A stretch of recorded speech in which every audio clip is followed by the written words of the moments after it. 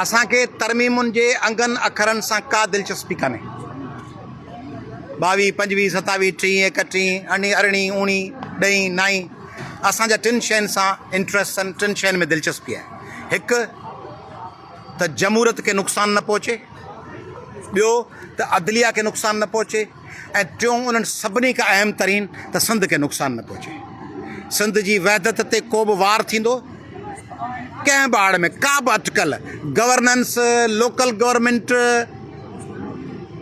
शहरी गवर्नेंस बहितर करणु,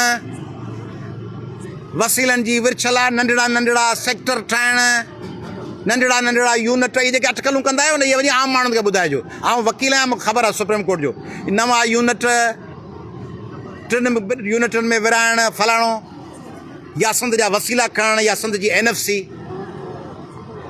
सिंध जी जेका माली हिसो आहे उन में खणणु, वधीक हिसो सिंध जो पाण खणी वञणु, या सिंध जो पाणी, वसीला, पेट्रोल, गैस खे फॿाइण जी कोशिशि,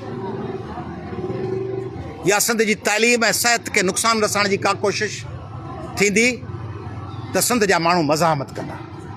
अॼु जेके हज़ारे माण्हू गॾु थिया आहिनि थाणे बुलाखान में, इहो पैगाम आहे। असां आगाज़ कयो आहे पंहिंजी तहरीक जो, असां इहो पैगाम खणी निकिता आहियूं त सिंध जा हुकुमरान भले वज़ारत उज़्मा लाइ सौदो कनि, सिंध जो आवाम सौदो न कंदो। सिंध जो आवाम सम्झे थो त वतन, क़ौम, वसीला, वहदत उहा वधीक अहम आहे।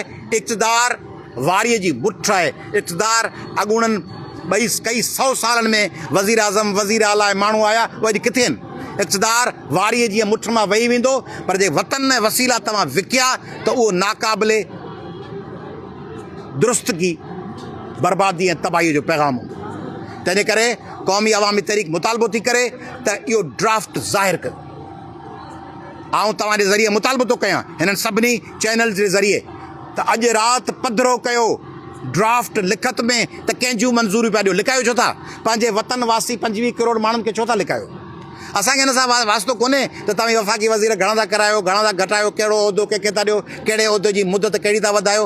टिनि शयुनि सां असांखे दिलचस्पी आहे, जमूरत, अदलिया ऐं उन्हनि सभिनी खां वधीक सिंध जा मफ़ाद ऐं ॿियनि सभिनी नंढड़नि सूबनि जा वफ़ाद। रुगो सिंध न, असांखे आम पख्तूननि जा मफ़ाद, आम पंजाबी मज़दूरनि ऐं हारियुनि जा मफ़ाद, ऐं आम बलोचनि ऐं आम सराइकिन ऐं आम कश्मीरनि ऐं आम गिलगितनि जे मफ़ादनि सां बि असांखे मोहबत आहे। उहे आम माण्हुनि जा मफ़ाद असांजा आहिनि। तंहिंजे करे वाज़े कयो, ड्राफ्ट पधिरो कयो, सिंध जे ऐं पाकिस्तान जे माण्हुनि साम्हूं तरमीम में छा आहे।